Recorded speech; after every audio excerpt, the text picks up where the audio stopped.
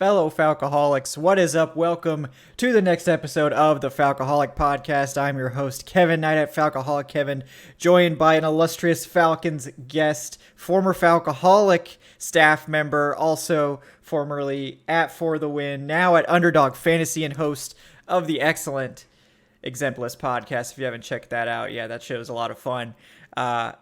He is Charles McDonald at Four Verts. Charles, how you doing today?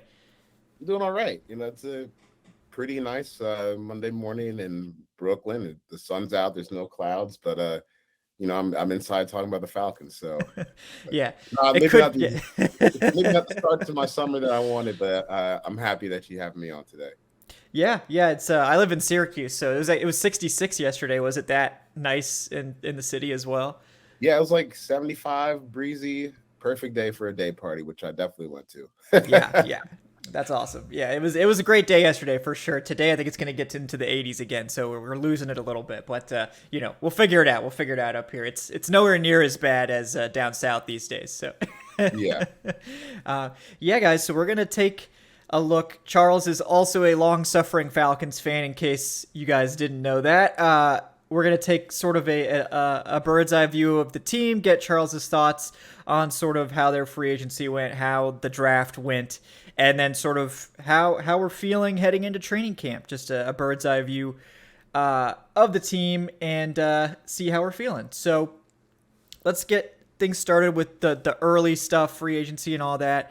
They didn't really make any major moves. Obviously, the big thing was trying to get Deshaun Watson, which we saw how that turned out. That wasn't great. I don't even know if I ever got your thoughts on that. I know we both feel the same way about the pursuit of Deshaun Watson, but what? Embarrassing. Yeah. I don't know. Yeah. Not really much else to say at this point, but just, yeah. Yeah. Well, I was just about to say, like, they've kind of bounced back, I guess that's how I would call it, this offseason, because it got off to such a bad start with the Ridley, and then like a month later, or not even a full month, maybe a few weeks later, you had them basically getting to the finish line with the Deshaun Watson trade, which they didn't get done, which forced Matt. Matt was just like, I don't need to anymore, which is good for him. I was happy he stood up for himself actually in that situation. After such just like a terrible start to the offseason, I think they've rebounded pretty nicely. I like their free agency period. Almost again, like they didn't have a lot of cash to spend, but I thought the additions that they added this year made sense. I certainly like their free agency class this year better than last year. Mm-hmm. Because I think a guy like Rashaan Evans, if he needs to start for a year, that's probably fine. He has some good years with Dean Pease in Tennessee. Getting Casey Hayward, even though he's on the older end, he's still one of the better cornerbacks in the league. So at least just for this year, you have like the duo with him and AJ Terrell. That should be pretty solid for them. And then we'll get to the draft in a bit, but just for starting off where they had with like no money in free agency, and then also eating that huge dead cap hit from the Matt Ryan trade. No, I think they turned around. It's been a more productive offseason than last offseason for sure, when I was scratching my head at a lot of the signings that they made. But this year, it feels like they have more of a plan. At least they're trying to get guys that kind of fit in the system and can come in and make a positive contribution, I should say, day one. So yeah, I'm pretty pleased by this offseason in general, outside of losing Matt and Calvin. The nasty man. Yeah. Outside of losing Matt and Calvin in like the most Falcons way possible. I think it's been a pretty solid offseason. Yeah, I did want to touch on what you mentioned too, which is after the whole Watson thing, we did start to see what seems like a plan for the first time, like a coherent plan. And one of the big parts of that plan was to sort of, quote unquote, eat your vegetables with the cap. And they finally jettisoned a lot of these bad deals. They did it all at once. So now we're looking at finally in 2023 having a healthy cap situation. Do you think that was the right call to sort of just take these bad deals off all at once, including Matt Ryan's? I don't know that was a bad deal. They set that up on purpose to be like that. Yeah. But That was, I don't know. Yeah, the Matt stuff is still it's a little confusing to me. Like going back to you're going back to last summer. Like it's just confusing. Like, why did you set yourself up to have to take this huge dead cap hit? Very like very weird stuff because everyone was saying that with the Matt restructure last year, it's going to lock him in for 2 years, and I think in a normal situation he's probably still the quarterback of the Falcons. I think even he's talked about it himself, where he's like, if they hadn't gone and tried to get Deshaun Watson, he's probably still the the starting quarterback of the Falcons. So that was interesting. But hey, you ripped the Band-Aid off. You're here now, and I feel like now that they have like their own fresh start at quarterback, maybe they seem to have more of a plan since then. I like the Mariota signing just for what it is. Yeah. It's a nice role where he can come in and start hopefully, but if not, it's not the end of the world. Even though he's getting like basically he's gotten the contract. Like if you're a veteran quarterback in this league, you're not a rookie, but not quite a starter either. That's basically the kind of deal that Mariota got. And then adding Ritter in the draft. There's a plan here. And just with Mariota, I would say, I know that that year he had in Tennessee where Arthur Smith was horrendous, like to the point where, to the point where he got benched for Ryan Tannehill. But I do think my buddy Justice, who's the biggest Marcus Mariota fan on the planet, he says this a lot. Like Marcus was dealing with nerve damage and the thumb on his throwing hand that year. Yeah. So it's funny that he did dice up the Falcons that year, but outside of that, he was playing. He was playing pretty hurt, in a way that is like pretty significant for a quarterback. Like if you're having trouble feeling some of the fingers on your throwing hand, I can imagine that throwing a football will be kind of hard. So I do expect it to look a little better than that, but I'm not expecting like Marcus to come in and light up the world for us. Yeah. It's like a fun stopgap quarterback addition. Like I think there's like I think the offense will be watchable. I think he'll be an entertaining quarterback week to week. I don't think we're expecting top 15 quarterback play, but in terms of the guys you could have signed at this point, I mean, I think he was the best choice. I mean, I think we're infinitely more excited about him than the Panthers are about Sam Darnold, and they're paying him $18 million. So, but in that context, I like the signing a lot. Yeah. Could be a lot worse. It's definitely not the worst quarterback value that is in the in the division. So, I like it, and like I said, it doesn't stop you from playing Ritter if Ritter's good. And I think when you look at the contract details, it's really just a 1-year deal. So, I'm intrigued. I guess this offseason has left me cautiously intrigued. Yes, is what I would say. Yeah, that's a good one. Yeah, the other free agent signing I really like that we haven't touched on was Lorenzo Carter, who came over from the Giants. I forgot that he was a perfect 10 RAS guy from the combine. I knew he was athletic, but what do you think about Carter? Do you think is he better than Dante Fowler? Chuck, is he better than Dante Fowler? No, I wouldn't say. I would say they're like the same guy, which is funny because the Falcons gave Dante all that money. But, I look at them and I see like pretty similar guys. I mean, I covered the Giants for a few years up here in New York, so I know Lorenzo. I've hung with him a few times in the locker room. He's a good guy, funny guy. Don't think he's a great pass rusher or anything. Like I would say, like for the deal they signed him to, it's pretty good value. I think that he can be a starter. Probably would have been a starter on the Falcons last year. I think he's, it's about the same as Dante Fowler, but you're not paying, $15 million for the 3 sacks you're probably going to get out of him.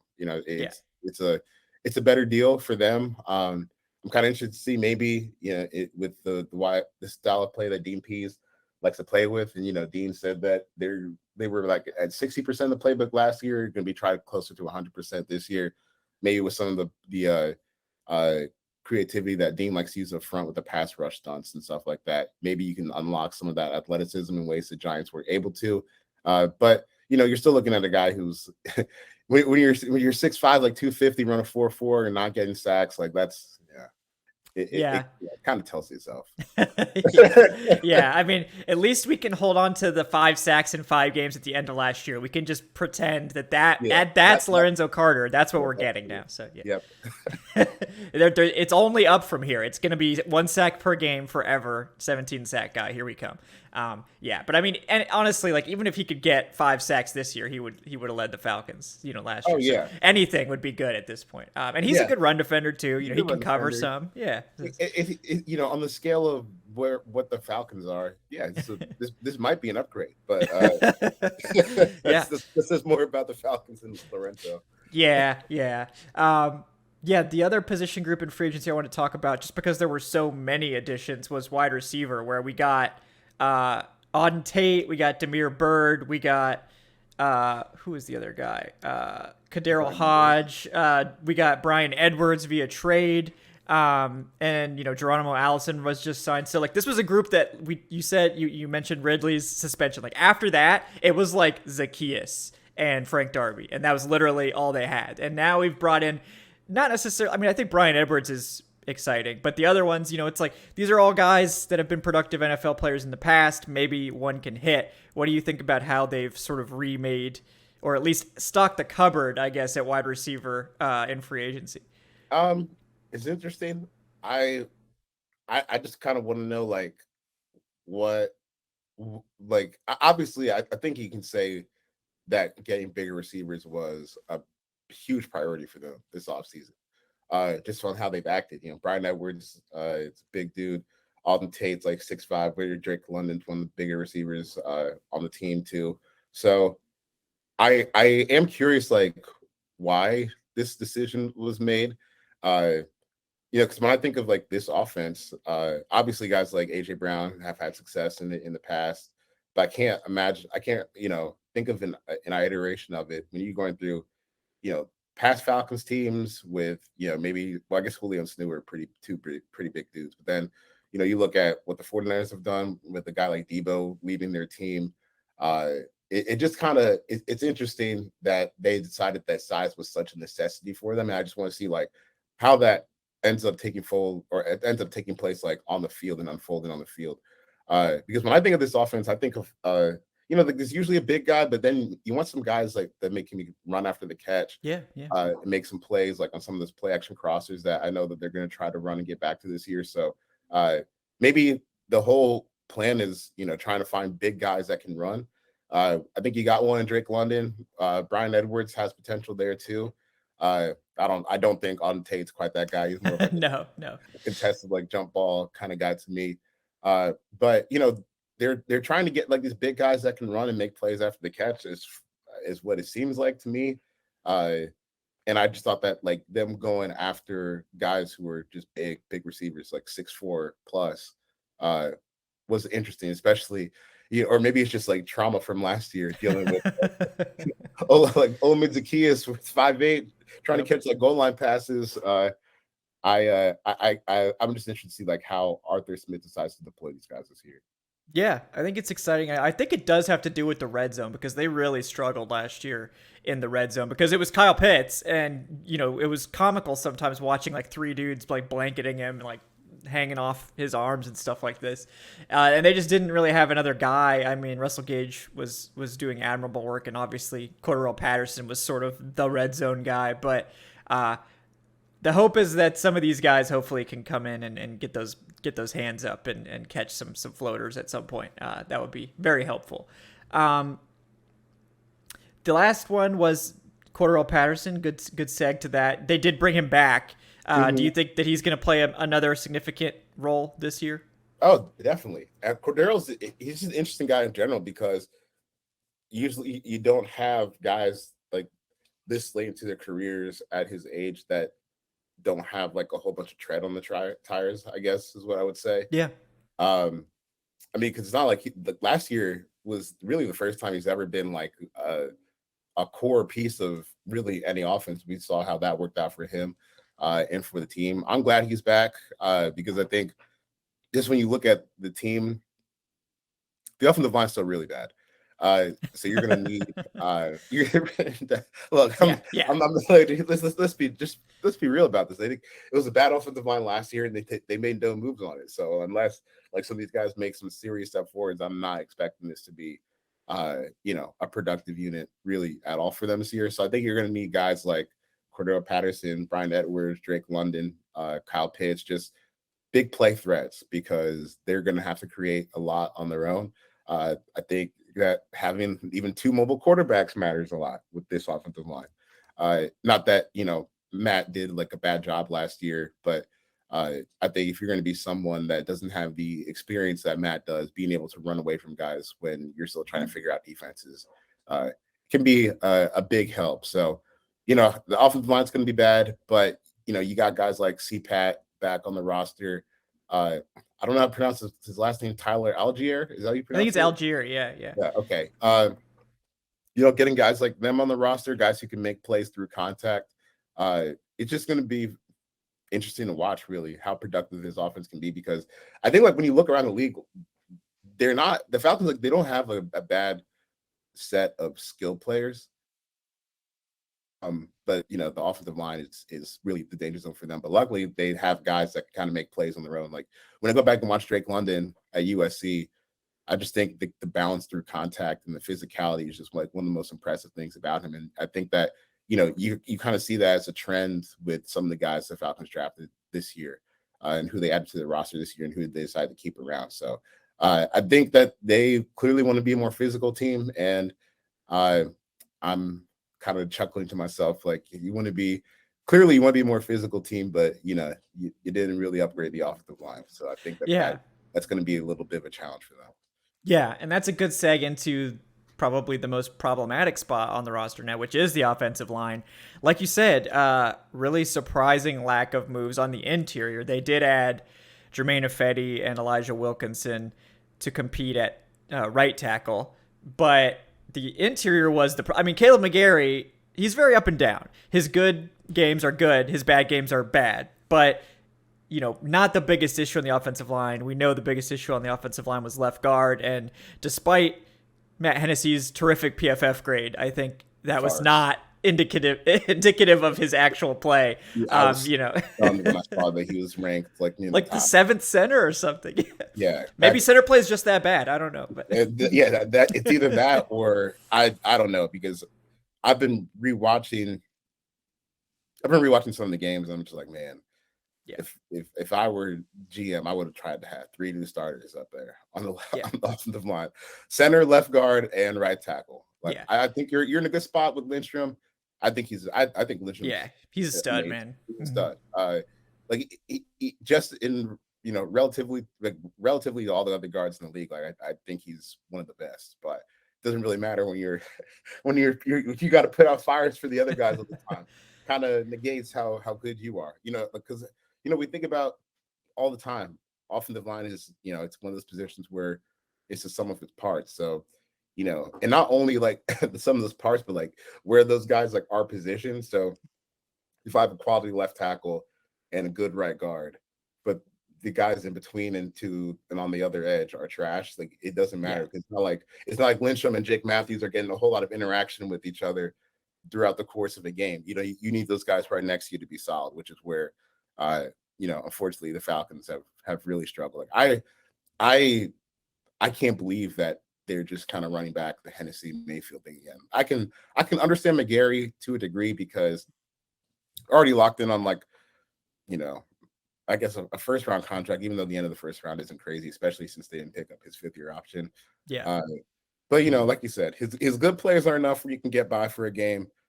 But the other two, I can't imagine, like, just having no competition for them, which is crazy to me.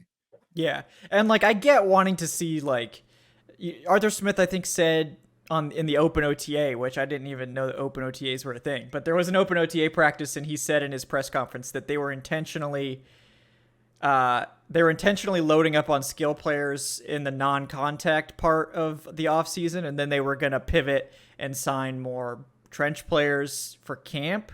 So maybe that's why they have like 13 receivers and like 12 cornerbacks on the roster and 14 total offensive linemen. Because I was like wondering, like, are we really carrying 13 receivers?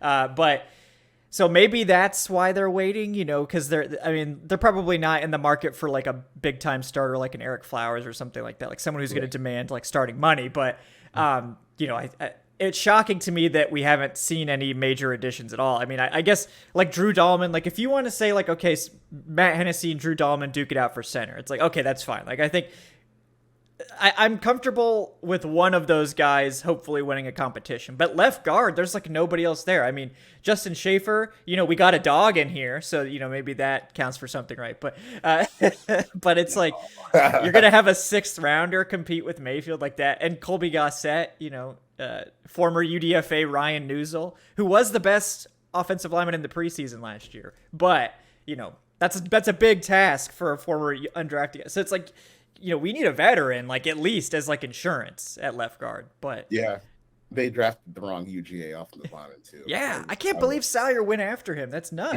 Yeah. And it just hurt me even more that the Falcons were the team to officially pick the wrong one. I don't know. I watched Justin Schaefer, and I'm like, dude, this is literally just Jalen Mayfield 2.0. I don't get it.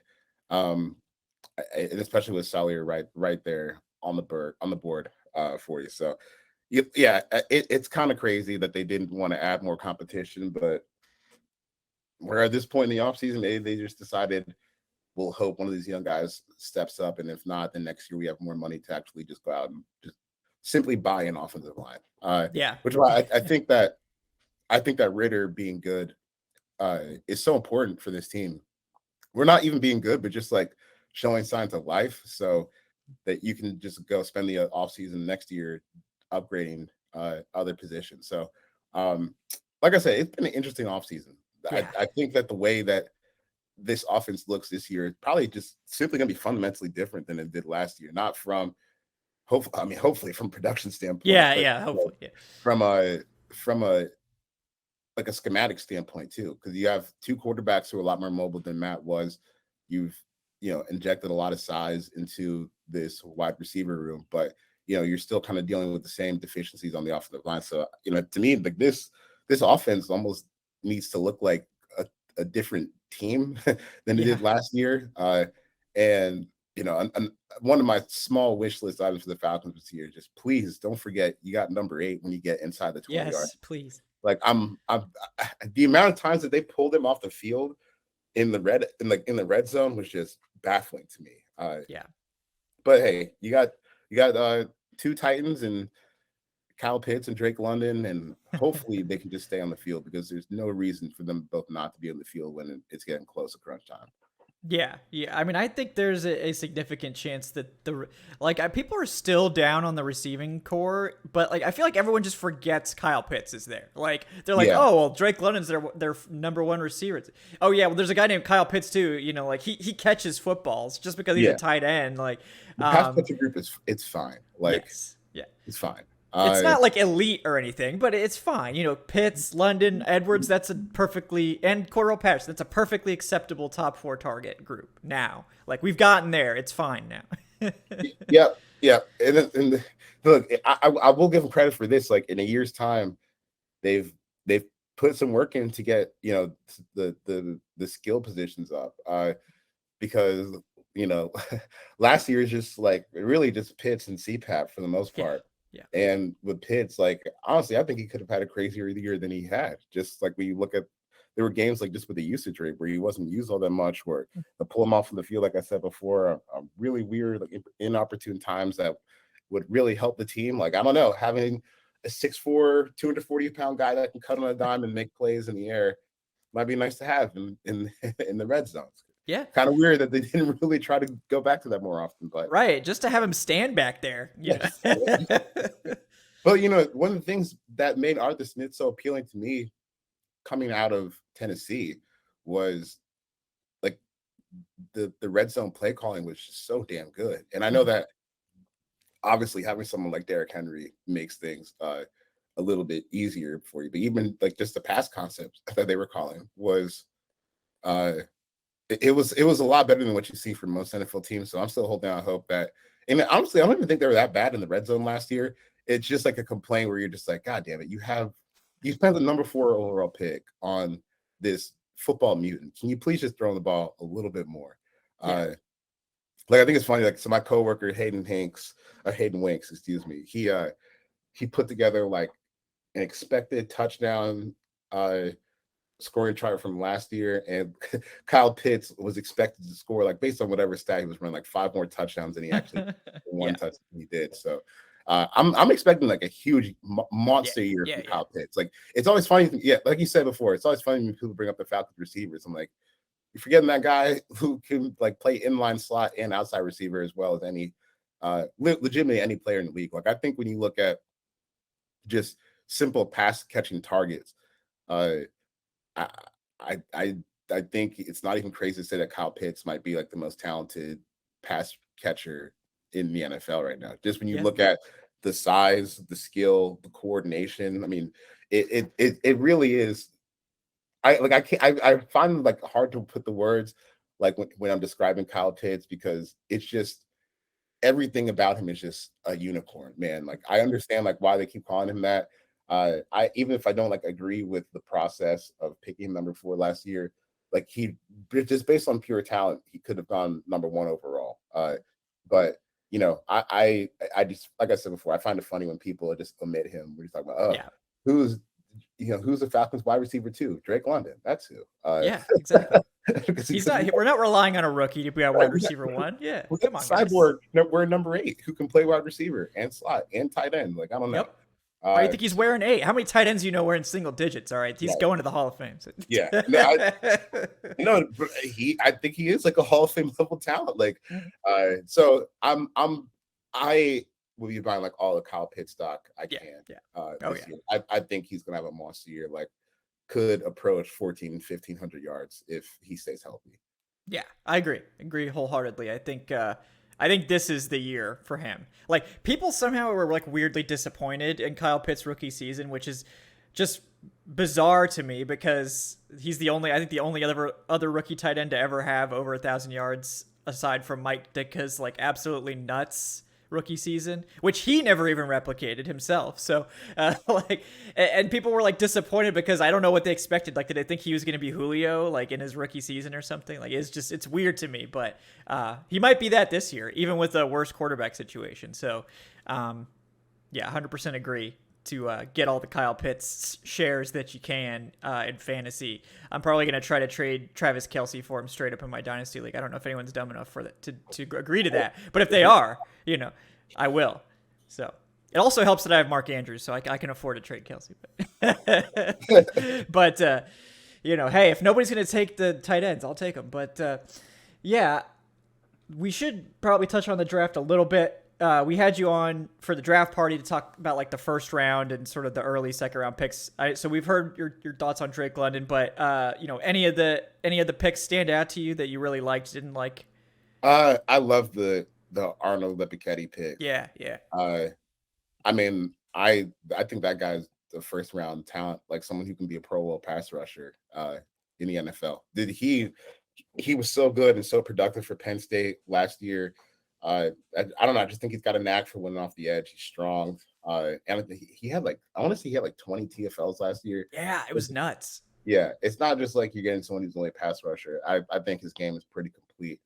And obviously, I like the Ritter pick, especially where they got him. I probably would have taken him around earlier, just because I kind of like him. Like, he seemed like the ideal like second round quarterback that you take a dice roll on. You got him in round 3. It's kind of rare that you can get a quarterback in round 3 that you say, he's going to compete for the starting job and no one's laughing at you for for saying that. And then my secret like favorite pick in this draft, the John Fitzpatrick pick at the end. Like, I don't know how many people have watched this guy play. Right.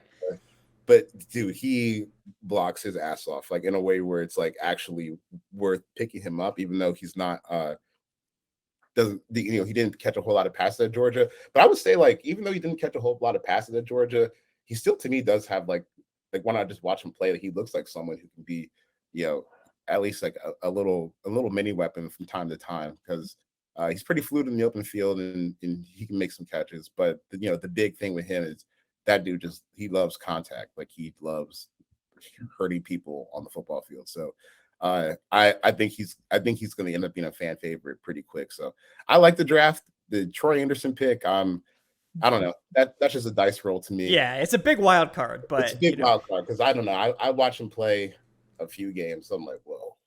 You're like oh, you, this guy's only played linebacker for a year. Wow. yeah. I like the best way I can describe Troy Anderson, or the way I've been describing him to people who like haven't seen him play, is like he looks like a quarterback who just made the transition to linebacker. Especially like there are a lot of times where he's coming downhill, either trying to make a tackle or like taking on off the lineman, and it's like, ooh, that's new for you, isn't it? You know, when it's coming down and trying to punch a 300-pound guard in the face, like I know that's so Yep. different from the cushy life that you've been living as a quarterback. But then there are times like when you see him, like I didn't clip this, but I think there's this Wyoming game and he's playing Mike and they're running cover too. So he's got like the huge responsibility in the middle of the field. And like he's got the speed and the range for like all these coverage responsibilities. And I think when he's in coverage is like where you kind of see the former quarterback pop out, at least, mentally, because I think he's pretty good at like leveraging himself against different route concepts and figuring out where to be. It's just like, the I guess the lunch pail part of being a linebacker is stuff that he really still needs to work on. So I think that they're aware of that. They signed Rashaan Evans, Nick Kwiatkowski. They still got Deion Jones on the roster. I would be surprised if Troy Anderson starts any games this year, unless people start getting hurt. But I think for where you are, which is right now basically nowhere, just a hypothetical team that's trying to figure things out, I think it's a nice dice roll. And then D'Angelo Malone in the third round. I don't think he's got like the upside of Ebiketie, but hopefully he can turn into someone that can be a useful part of this rotation. I don't think I love him as a pass rushing prospect. I think he's got to gain some weight there. But I think he does leverage himself like well against the run and just like fits himself up in the right place. For him, it's just going to be more about legit just like physical strength to hold up at the next level.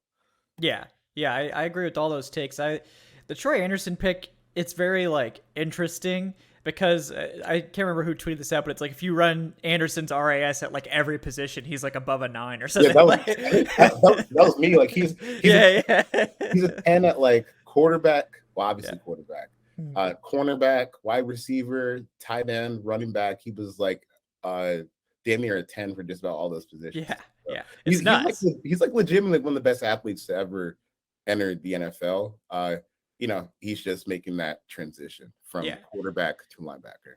Right. So I do wonder, like, honestly, like, considering what the team did with Patterson and they're changing Avery Williams to running back and all this, like, are we gonna see like Anderson do anything like interesting? Like, I mean, like if the whole linebacker thing doesn't work out, maybe he could play running back, maybe he could play tight end. Like, I mean, you've got other options if the physicality at linebacker doesn't come naturally to him. I mean, I wouldn't count him out just because this is a guy that played 3 positions in 4 years in college. So I think he's certainly a smart guy and someone that's going to take to it, but it's going to take time. But he's just an exciting athlete no matter what. So the guys I'm most looking forward to watching in the preseason are Anderson and Ritter. I just because like I don't know, I don't really expect Drake London to play a whole lot in the preseason, but the other guys should get a lot of burn, and I think we're gonna see a lot of Ritter because he's a rookie competing for the starting job, and then Anderson just from a standpoint of like where are you in your development as you enter the NFL? Because I think that's going to be the case. Like, is he going to? Because this honestly, the way I feel about Troy Anderson is honestly exactly how I felt about like John Kaminsky coming into the NFL. Because I obviously like I didn't watch Kaminsky until after the combine, like I did with Troy, because I didn't watch him until after he got drafted. But Kaminsky, great all-world athlete, was not a very good football player. Even at the level of competition he was playing at, he didn't really stand out all that much.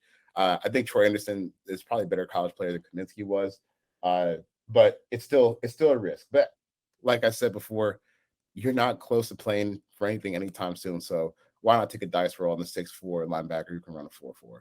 Yeah, just for the chance that he turns into this all pro, it's worth a shot, especially when you had so many day 2 picks. Like, I mean, maybe they should have taken an offensive lineman, but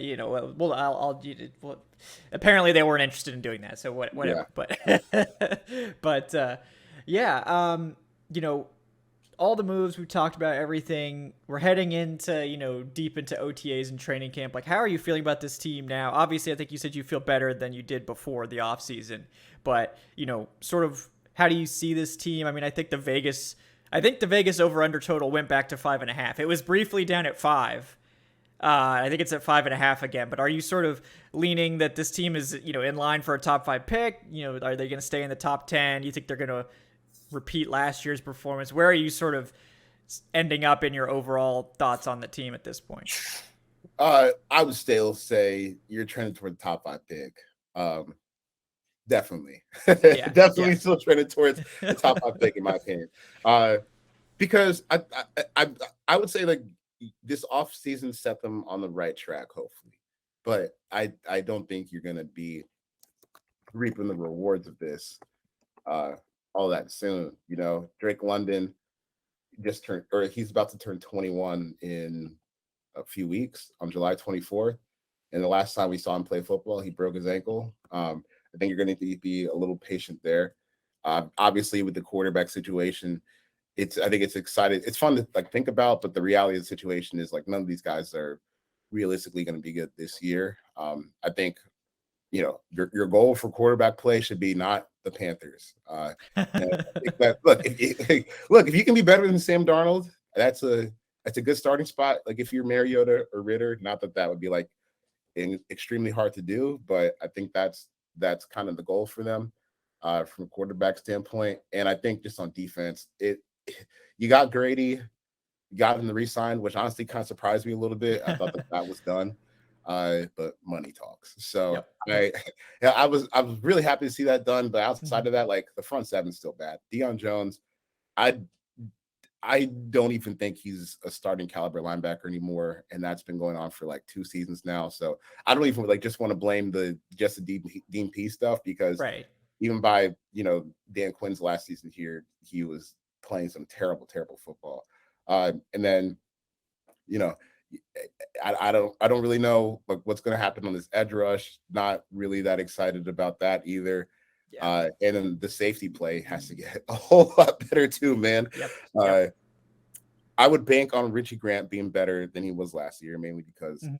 he just He has to be. Yeah. he has to be. Yeah. And honestly, Jalen Hawkins is a little intriguing to me. Yeah. Yeah. But just as a whole, like this defense is still not good. I would say it's still in the bottom 5 talent wise, maybe even bottom 3. So this offseason is a good start to a rebuild. It's a start that makes sense after not making sense last offseason. I think you're finally starting to see a plan come together, and I don't think excited is the right word. I'm intrigued because I don't expect this team to win more than like 3 or 4 games. But you've got some building blocks for the future. I would just implore people, hey, it's been a long time since we've done this, and you usually don't get as lucky as to pick a quarterback who throws a 60-yard touchdown on his first pass. Like that kind of Yeah. signifies, all right, we have a guy.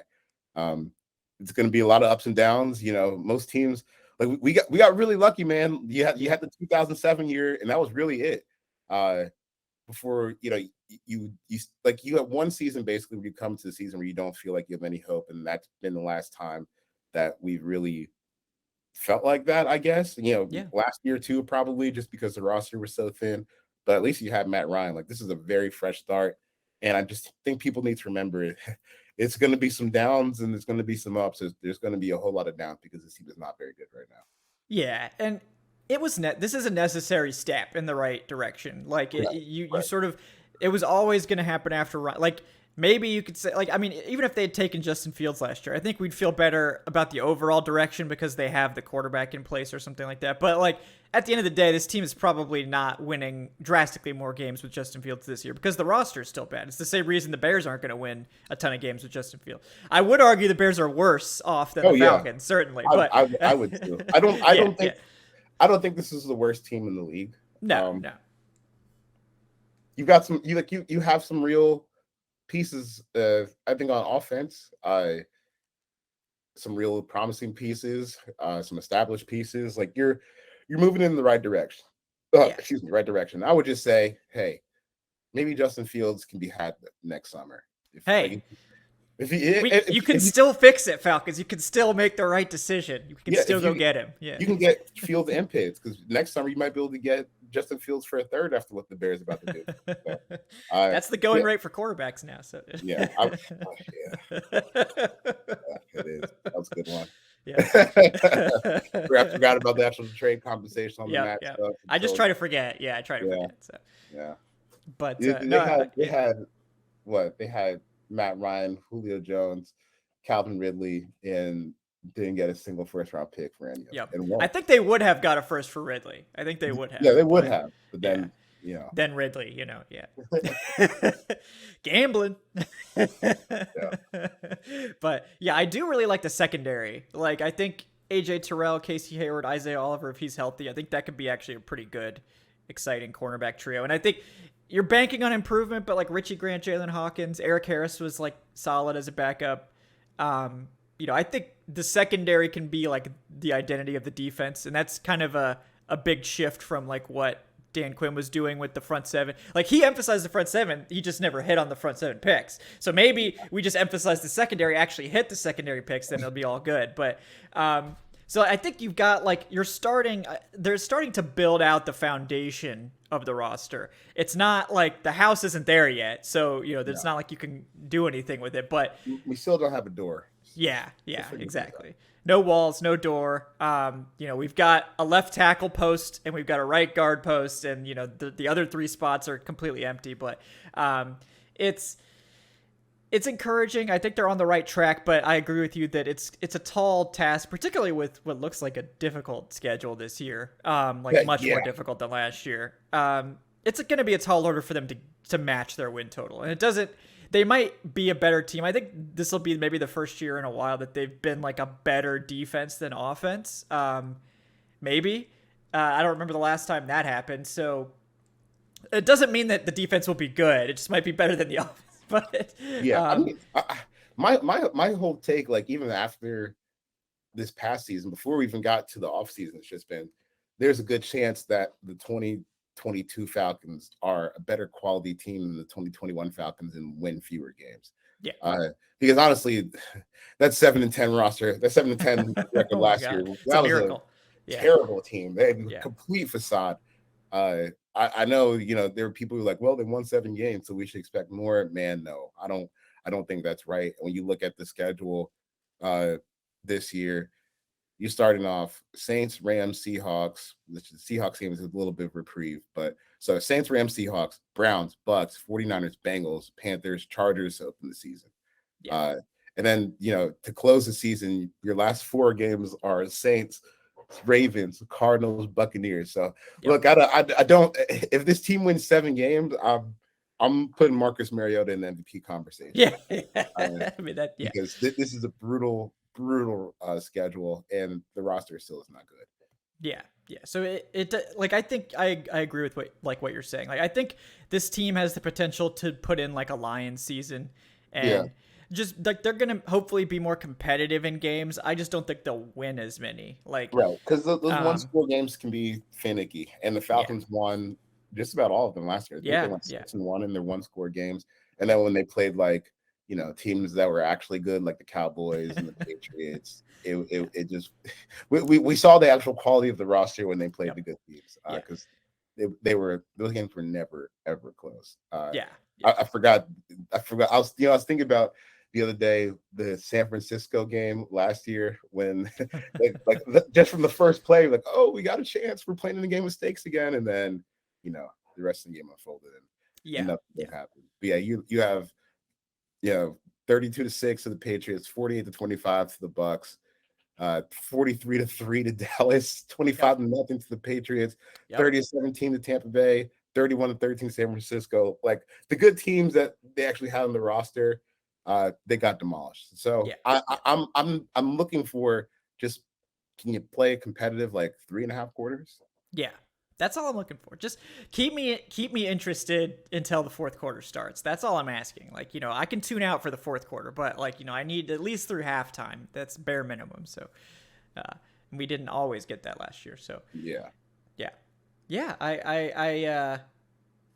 I I think we're moving in the right direction, but we have another year until I think it really starts to come together. Right. But we get Will Anderson in here next year, then we're cooking with gas. So Jalen Carter too.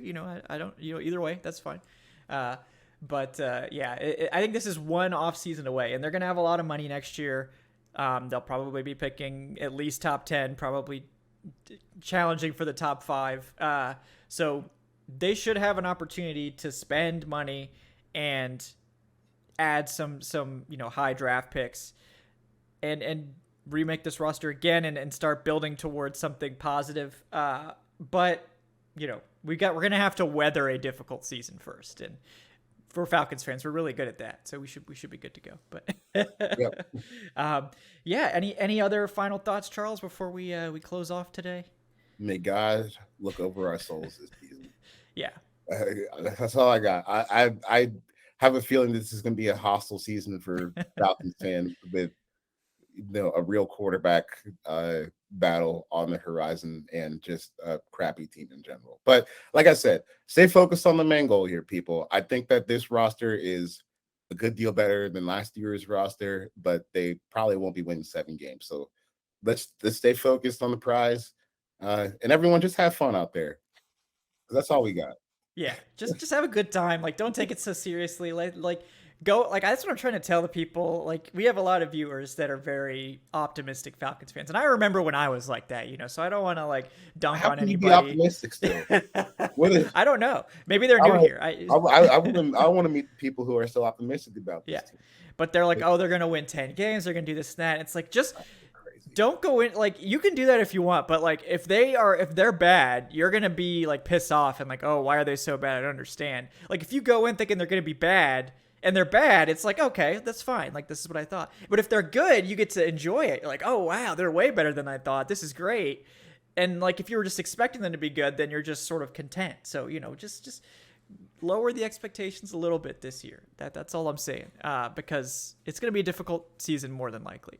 Or Marcus Mariota is, the next Ryan Tannehill, who just has a total resurgence under Arthur Smith. And we're cooking. So, maybe, I guess there's a slight chance in some universe where that happens, but I wouldn't put money on it. Definitely don't, bet I mean, I might say like 5 wins. Yeah. 5. I think 5 to 7 is possible, but 5 to 7 is possible. I'm more in like the 3 to 5 bucket. Yeah, just because I think the schedule is so hard, and I obviously even the games against the bad teams are not gimmies anymore for where this team is. Yeah. When you have Matt Ryan, it's like any game you could win. Like, you could win any game with Matt Ryan just because Matt Ryan could just turn it on and have a great game, and you can get through it. But I don't trust these new quarterbacks like that yet. So neither do I. Like, I don't even think Rams Falcons Week 2 should be televised. Like, Aaron Donald against Jalen Mayfield. Are you kidding me? Like, man, maybe there's still hope he'll retire before, Yeah. Mariota or Ritter, like, they got to be praying that the Rams don't pay Aaron Donald before the season starts. Pray, because that's the only way they're making out of that game alive. Yeah, or the holdout extends through week 2. That's our only hope. So yeah. But yeah, Charles, really appreciate it. Great talk as always, guys. He is Charles McDonald at 4verts on the Twitter, host of the Exempt List podcast. Does great work over at Underdog Fantasy. Anything else you're working on, Charles, you'd like to plug? No, I'm not trying to work at all right now, really. Oh, so perfect. Yeah, that's ideal. Flying under the radar for the next few weeks. Perfect. Yeah, guys, I'm Kevin Knight at Falcoholic Kevin. Thanks for checking us out. If you're interested in supporting the show, you can do so on Patreon at patreon.com/FalcoholicLive. Make sure you like and subscribe, all that good stuff. Give us a 5-star rating on your podcast platform of choice. And we'll see you guys next on Wednesday at 8 p.m. for the next live show. Until then, guys, thank you all for tuning in. We'll talk to you next time on the Falcoholic Podcast /Falcoholic Live. Thanks so much, folks.